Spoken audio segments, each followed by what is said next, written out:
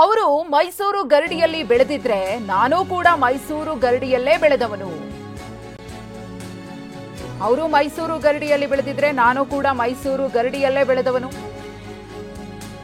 ಸಂಸದ ಅನಂತಕುಮಾರ್ ಹೆಗಡೆ ಪರೋಕ್ಷವಾಗಿ ವಾಗ್ದಾಳಿಯನ್ನು ನಡೆಸಿದ್ದಾರೆ. ಸಿಎಂ ಸಿದ್ದರಾಮಯ್ಯನವರ ಹೆಸರನ್ನ ಹೇಳದೆ ಸಿಎಂ ಮತ್ತು ಸಂಸದರ ನಡುವಿನ ವಾಕ್ಸಮರ ತಾರಕಕ್ಕೇರ್ತಾ ಇದೆ. ಅದೇ ಗರಡಿಯಲ್ಲಿಯೇ ನಾನು ಕುಸ್ತಿ ಆಡಿದ್ದೇನೆ.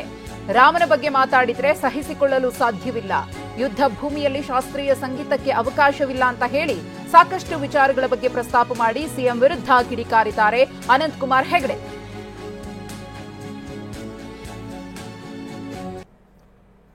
ಹಿಂದೂ ಸಮಾಜದ ಬಗ್ಗೆ, ಹಿಂದೂ ಧರ್ಮದ ಬಗ್ಗೆ, ದೇವಸ್ಥಾನಗಳ ಬಗ್ಗೆ, ರಾಮನ ಬಗ್ಗೆ, ನಮ್ಮ ಹಿರಿಯರ ಬಗ್ಗೆ ಏನು ಅವಹೇಳನದ ಮಾತುಗಳು,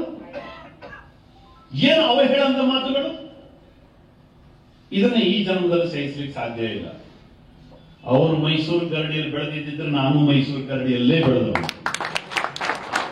ಅದೇ ಗರಡಿಗಳಲ್ಲೇ ನಾನು ಕುಸ್ತಿ ಆಡಿದ್ದೀನಿ, ನಮಗೂ ಗೊತ್ತಿದೆ.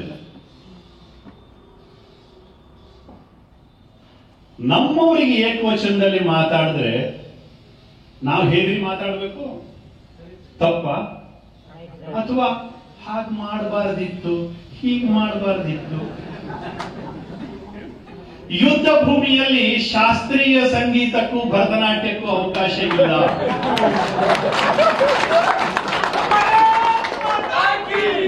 ಇಲ್ಲಿಯ ಭಾಷೆ ಬೇರೆ ಇರುತ್ತೆ, ಈ ಭಾಷೆಯ ಓಟ ಬೇರೆ ಇರುತ್ತೆ.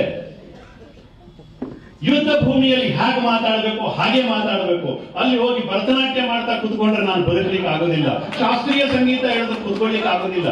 ಹಿಂದೂ ಸಮಾಜದ ಬಗ್ಗೆ, ಹಿಂದೂ ಧರ್ಮದ ಬಗ್ಗೆ, ದೇವಸ್ಥಾನಗಳ ಬಗ್ಗೆ, ರಾಮನ ಬಗ್ಗೆ, ನಮ್ಮ ಹಿರಿಯರ ಬಗ್ಗೆ ಏನು ಅವಹೇಳನದ ಮಾತುಗಳು,